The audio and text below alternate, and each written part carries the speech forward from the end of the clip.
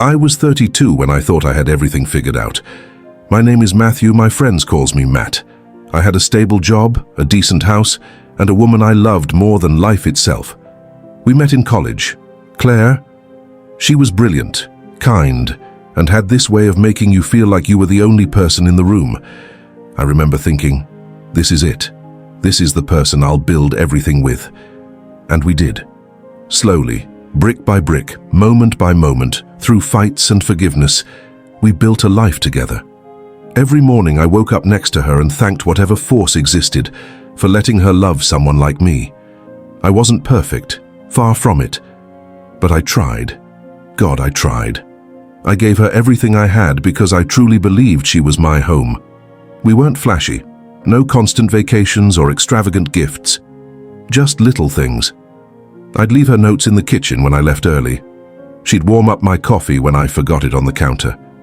That was our love, quiet, familiar, strong, and then there was Marcus, my best friend since the 3rd grade. We grew up together, fought bullies together, learned to ride bikes on the same street.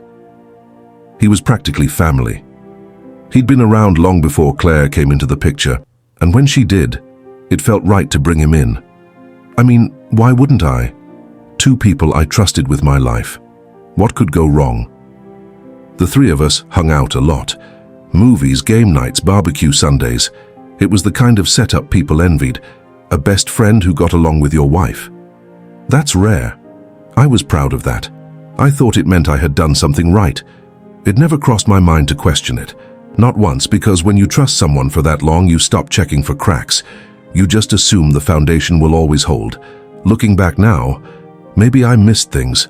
A look held too long. A joke that felt like it wasn't meant for me.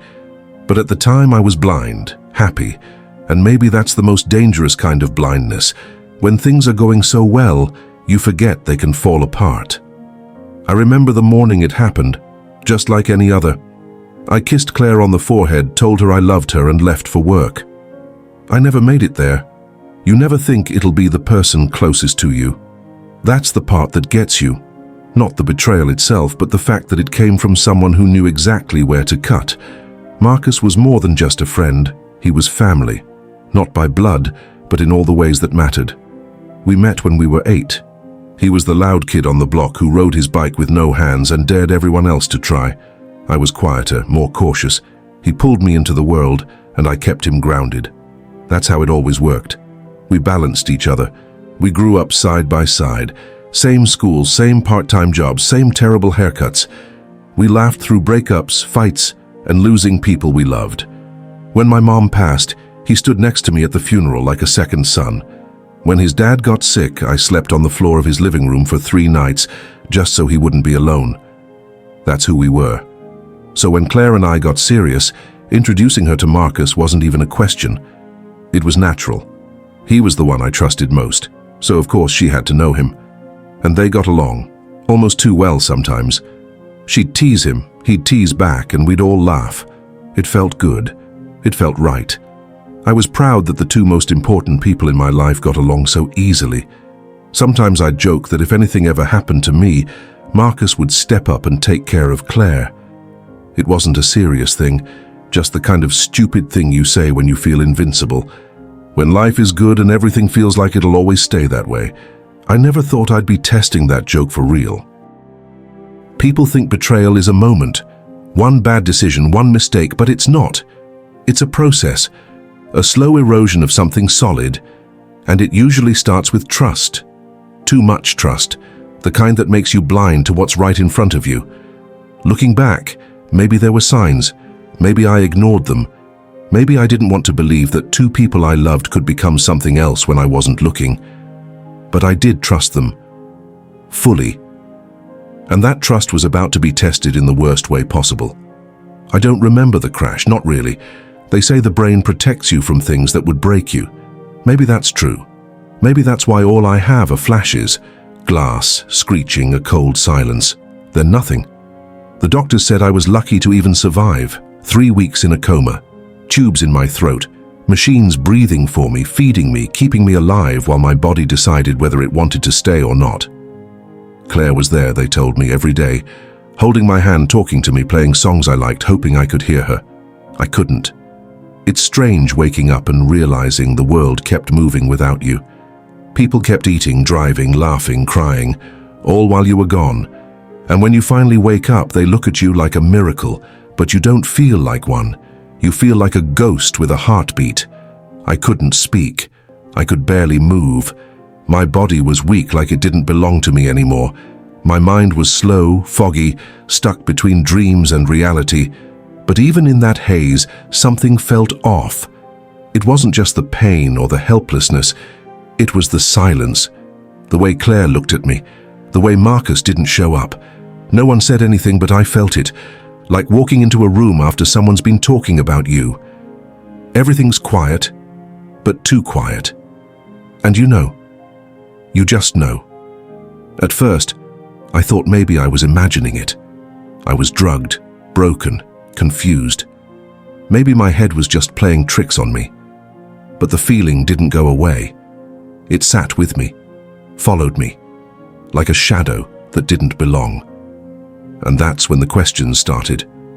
Where was Marcus? Why did Claire avoid my eyes when I asked about him? Why did my heart hurt more from the silence than the tubes in my chest? I had almost died. And somehow, the worst part wasn't that I had come back broken. It was that I had come back to something broken, something no one wanted to explain.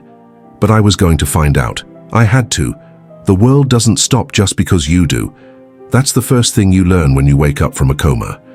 You open your eyes expecting everything to feel different, expecting people to look at you like you've come back from the dead, and for a little while, they do. But then the novelty wears off. Life keeps moving. People get back to their routines, and you're just catching up. I couldn't talk, could barely move. My body didn't feel like mine anymore. I was trapped in it. People spoke around me, not to me, smiled at me like I was a child. Claire would hold my hand and say, "You're doing great, babe." Nurses would pat my shoulder like I'd just passed some big test. But I wasn't proud. I was angry.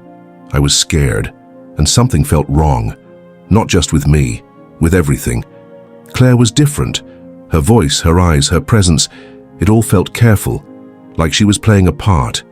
She'd sit by my bed, stroke my arm, tell me stories about what happened while I was gone, how everyone was so worried, how Marcus came by, how he cried when he saw me hooked up to all those machines. I listened, but something didn't sit right. The way she said his name, the way her voice would soften, just a little. It was subtle, but it was there. And when I looked at her, really looked at her, something in her eyes didn't match her words. It wasn't guilt, not exactly. It was more like fear, like she was scared I'd start asking the wrong questions. And maybe she was right, because even though my mouth couldn't form the words yet, my mind was working just fine. And the more she talked, the more I listened, not to what she said, but to what she didn't. She never stayed long, never looked too deep. And Marcus, he never showed up again. 3 weeks in a coma. And suddenly, the man who used to show up uninvited to my house, the guy who never missed a Sunday, was just gone. People thought I was too out of it to notice. But I did. I noticed everything. Every pause. Every shift in tone. Every time Claire changed the subject when I tried to write his name down. I wasn't stupid. I was just stuck in a body that couldn't keep up with what my mind was screaming. Something had happened. Something no one wanted to say out loud. But I could feel it, sitting in the room with us, heavy and silent. And I knew. The worst part of my story hadn't even been told yet. You can tell a lot by the way people avoid a subject. The more they dance around it, the more you realize that whatever they're not saying is exactly what you need to know. That's how it started. The silence, the forced smiles, the way Claire would change the topic whenever I mentioned Marcus. At first, I tried not to overthink it. Maybe he was just busy. Maybe seeing me like that had shaken him up. Not everyone knows how to deal with hospitals and wires and bruises. I told myself all the things people say to make excuses for someone they love. But deep down, I already knew something was off. I just didn't want to believe it. I started watching her more closely, not in a paranoid way, just observing. The way she'd check her phone and then turn it face down. The way she'd leave the room to take certain calls.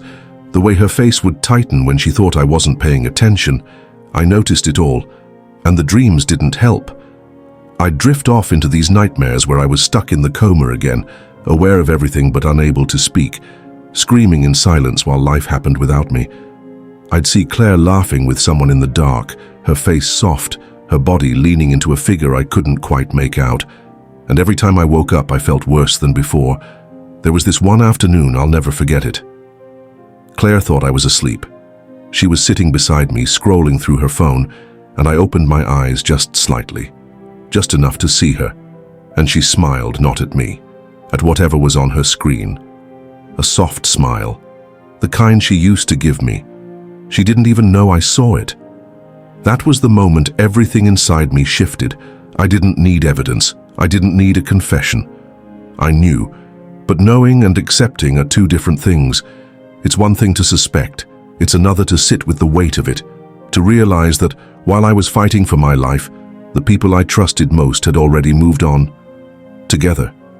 And still I kept quiet. I wasn't ready to face it. Not yet. I needed more. Not because I didn't believe it, but because a part of me still wanted to be wrong. And that's when I decided. If no one was going to tell me the truth, I'd find it myself, even if it broke me. There's a certain kind of pain that doesn't make a sound. It just sits there, heavy in your chest, stealing your sleep, your appetite, your peace. That's what it felt like, waking up every day in that hospital bed, pretending I didn't notice the things that were changing around me, pretending I still believed the lies that no one had spoken yet. I started asking about Marcus more, just to see how she'd react. I'd scribble his name on the notepad the nurses gave me. Claire would glance at it, force a smile, and say, "He's been really busy." Busy, that was the excuse now, for a guy who once drove across the city just to drop off pizza when I had a cold. I knew better, so I watched. I listened. People slip up when they think you're too weak to catch on. One of the nurses mentioned how Claire had been coming in with that friend of yours during the first week of my coma. Said they looked really torn up. Said they were always together. Always. And just like that, pieces started falling into place. Quiet visits, whispers, sudden absences. Things that didn't add up before now felt obvious. I wasn't imagining anything. I wasn't paranoid. I was finally seeing the truth that had been in front of me the whole time.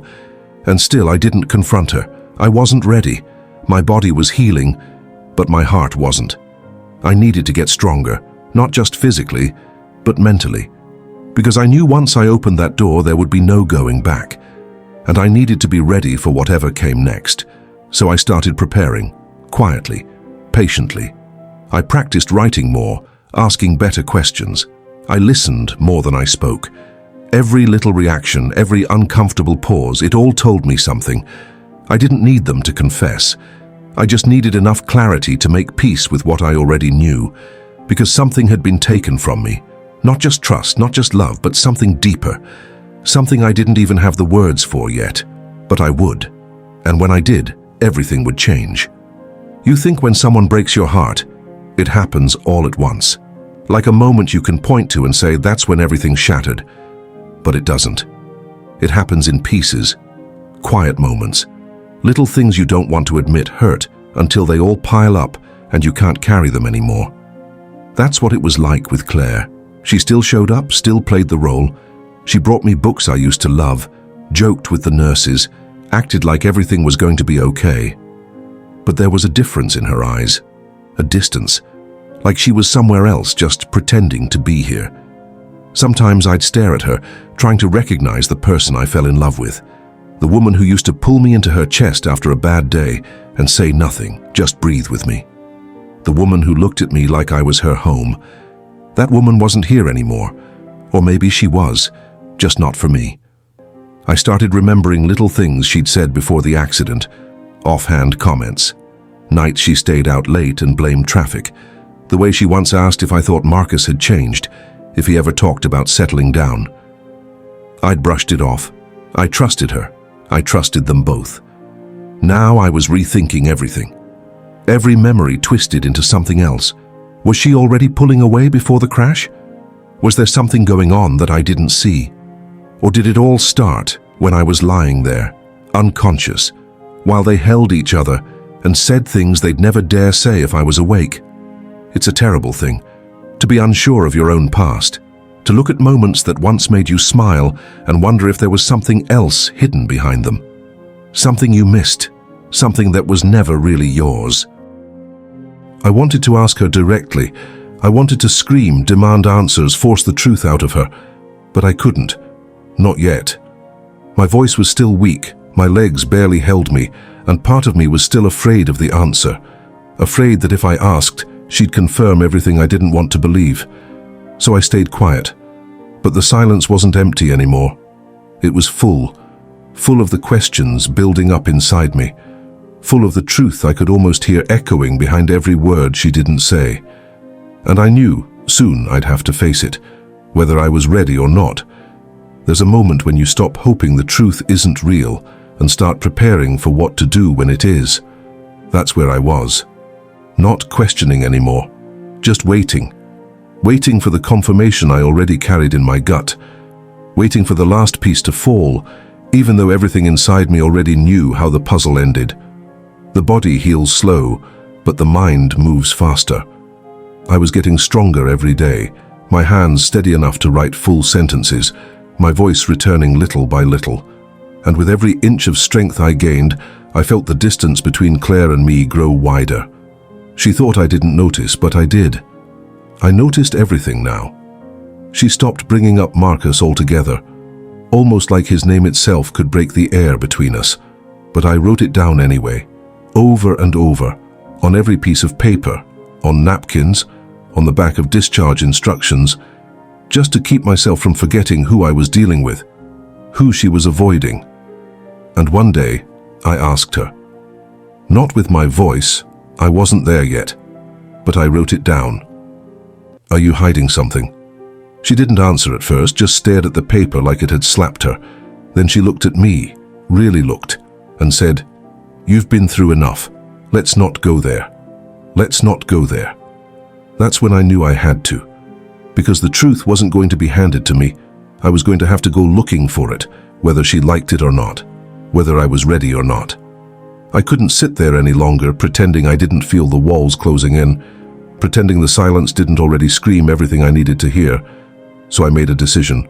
As soon as I was discharged, I was going to find Marcus, face to face, no notes, no guessing, no second-hand stories, just me and him. Because the man who knew me better than anyone had disappeared the moment I needed him most, and the woman I loved had filled that empty space with something I still couldn't say out loud. But I would. And when I did, I wasn't walking away without answers. When you finally decide to face the person you trusted most, everything changes. It's not just about asking questions, it's about confronting the silence, the lies, the moments that were stolen while you were helpless. I knew this was going to hurt. I knew I might lose more than I already had, but I needed to know, needed to understand. So I called Marcus. My hand trembled as I pressed his number, the same number he had for years. It rang twice before he picked up. His voice was quiet, unsure, like he wasn't expecting me. Or maybe he didn't want to hear from me. "Hey," I said, my voice rough from disuse. "It's me." There was a pause. Then, "I've been trying to reach you." That wasn't true. Not really. He hadn't tried to find me while I was in the hospital.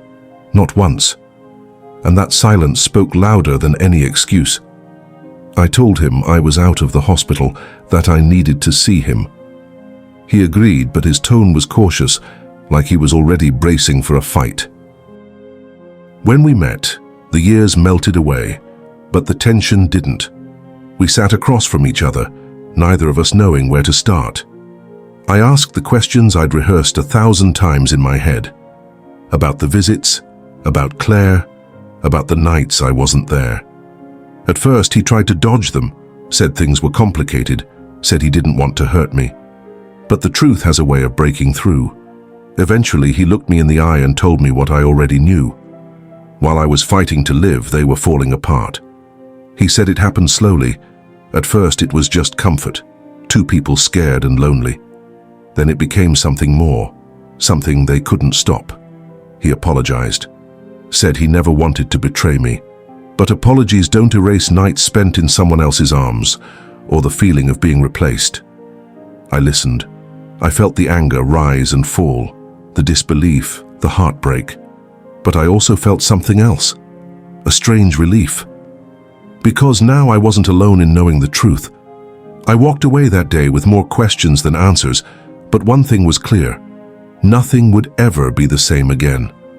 And I had to decide what that meant for me, how to pick up the pieces and live with the scars. Some wounds don't show on the outside, but they cut the deepest. I thought I was ready for the truth, but nothing prepares you for the way it twists inside your chest and won't let go. After that conversation with Marcus, everything changed. The world I thought I knew fell apart, and I had to figure out how to live in the ruins. I went home that day and looked at Claire. Really looked at her, like for the first time since I woke up. Her eyes tried to hide the guilt, but they couldn't hide the sadness. I wanted to ask why. Why did she do it? Why with him, the one person I trusted most? But words stuck in my throat. Instead, I wrote a note. I told her I knew. I told her I wasn't sure if I could forgive her. I told her the pain was real, and I needed time to figure out if love was still enough. I didn't want to hurt her, but I needed honesty. Not more lies, not more silence. She cried. Said she never meant for it to happen, that she was scared, lonely. Said she loved me. But somewhere along the way, she lost herself too. I wanted to believe her. I wanted to hold on to the idea that we could rebuild, but trust isn't something you can just fix overnight. Days turned into weeks. I wrestled with my own heart, anger, sorrow, confusion. I questioned everything, our memories, our promises, the future I'd imagined. It felt like I was walking through fog, trying to find my way back to who I was before all of this. Some nights I wanted to give up, to forget everything and pretend none of it mattered. But I couldn't, not yet. Because deep down beneath the pain there was still a small voice telling me that maybe, just maybe, healing was possible. But it wouldn't be easy, it wouldn't be quick, and it certainly wouldn't be the same. I had a choice, to let this break me or to find a way to be stronger. And that choice, it was mine alone. They say time heals all wounds, but no one tells you how long that time really takes, or how many times you'll have to fight just to feel a little lighter. After everything that happened, I thought I'd never be the same. But slowly, in the quiet moments between the chaos, I started to find myself again. The first step wasn't forgiveness. It was understanding. Understanding that people make mistakes, that love isn't always perfect, that sometimes the people closest to you are the ones who hurt you the most. It wasn't easy to accept, but it was necessary. I spent a lot of time alone rebuilding the parts of me that broke, learning to trust my own voice again, to move my body without fear, to speak without hesitation. The small victories mattered. A smile when I woke up, a step down the hallway, a word written without shaking. Each one was a promise to myself that I would keep going. Claire and I talked, more honestly than we ever had before, about what happened, about what we lost, about what we might still have. It wasn't perfect. There were tears, anger, silence. But there was also a chance to choose what came next. I realized that healing isn't a straight line. Some days you feel strong, other days you fall apart. Some days you want to hold on, other days you want to let go. And that's okay, because the truth is, life goes on. We all carry scars, some visible, some hidden. But those scars don't have to define us. They can remind us that we survived, that we're still here, still fighting. And in that fight, there's hope. Hope that whatever comes next, we'll be ready, stronger, wiser, more ourselves than ever before. Sometimes the hardest part isn't the pain or the betrayal, it's the silence that follows, the space where everything you thought was real suddenly feels fragile and uncertain. After everything, I realized I had to decide what kind of life I wanted to live moving forward. Was I going to let this break me? Or was I going to find a way to be whole again, even if that meant doing it alone? I started small. I made plans for myself, things I hadn't done in years. A walk in the park, a coffee at a place I liked but never went to alone, a book I'd wanted to read. I began to reclaim pieces of my life that had been lost in the accident and the aftermath. It wasn't about forgetting, it was about remembering who I was beneath all the pain. Rebuilding trust with Claire was complicated. Some days felt hopeful, others felt impossible. We talked about boundaries, about what we both needed to feel safe again. There were moments when I saw glimpses of the person I fell in love with, but there were also reminders that some things could never go back to how they were. I found strength in small victories. The first time I laughed without feeling guilty, the first night I slept through without nightmares, the first conversation that didn't end in tears or silence. These moments became my foundation, the start of something new, and I realized something important. Healing isn't about erasing the past. It's about learning to live with it, to take the broken pieces and build something different, something stronger. A life that doesn't ignore the pain but doesn't let it control me either.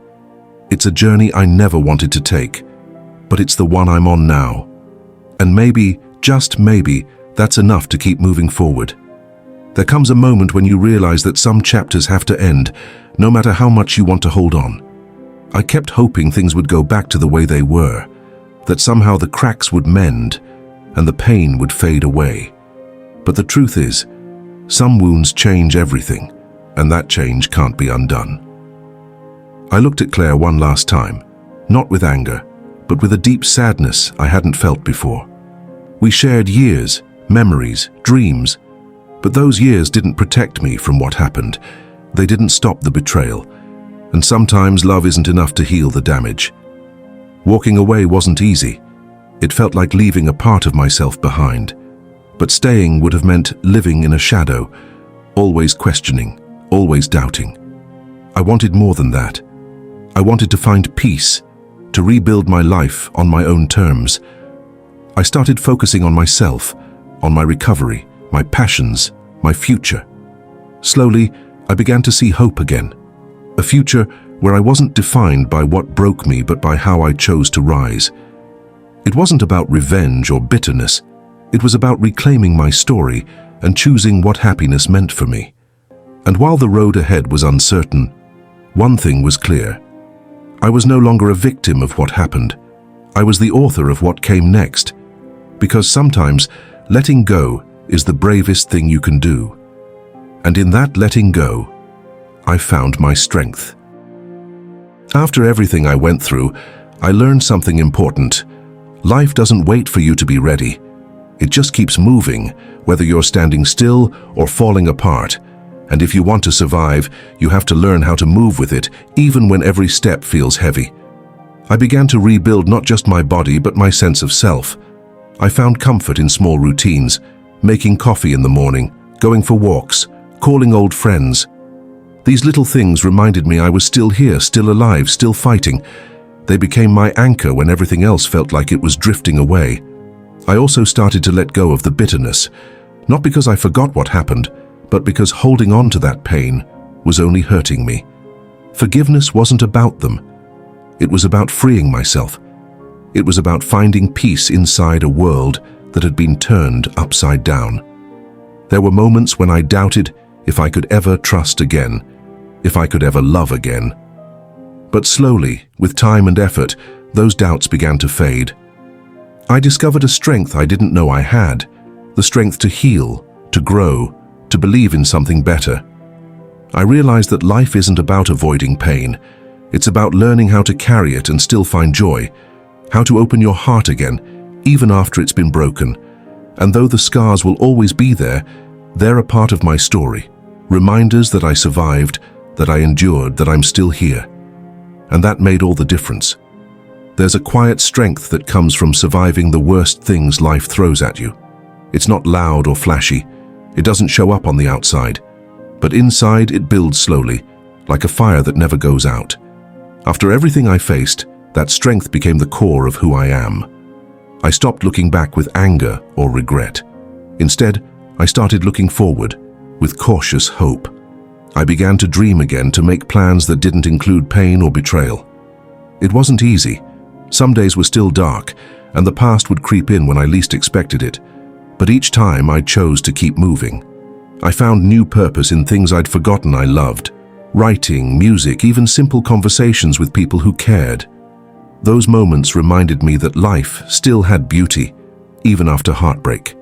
They showed me that happiness wasn't something I had to find outside of myself. It was something I could build, piece by piece, from the inside. And through it all, I learned that healing isn't a destination. It's a journey, one that never really ends.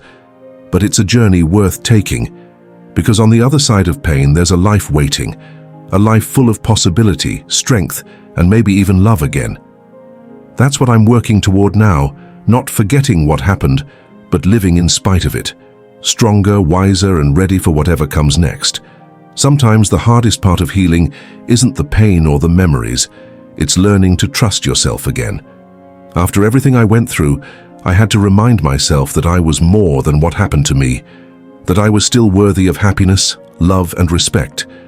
And that meant setting boundaries, saying no when I needed to, and choosing people who lifted me up instead of tearing me down. I started to believe in my own strength, not the kind that hides behind anger or bitterness, but the quiet, steady kind that says, I'm still here. I'm still fighting. It wasn't about forgetting the past or pretending it never hurt. It was about owning my story, every part of it, and deciding how I wanted to live from here on out. I found new friendships, new passions, and slowly, a new version of myself. One who wasn't defined by betrayal or loss, but by resilience and hope. I began to dream again, not about the life I lost, but the life I could still create. And as those dreams grew clearer, I realized something else. Sometimes the greatest love you can find is the love you give yourself. Because that love is real, it's lasting. It's the foundation that helps you build everything else. So I'm still here, still healing, still learning how to trust. And for the first time in a long time, I'm hopeful about what the future holds. This is the end of my story. Thank you for watching, and if you like this kind of content, kindly leave us a like, share the video and subscribe to the channel for more stories like this. Thank you.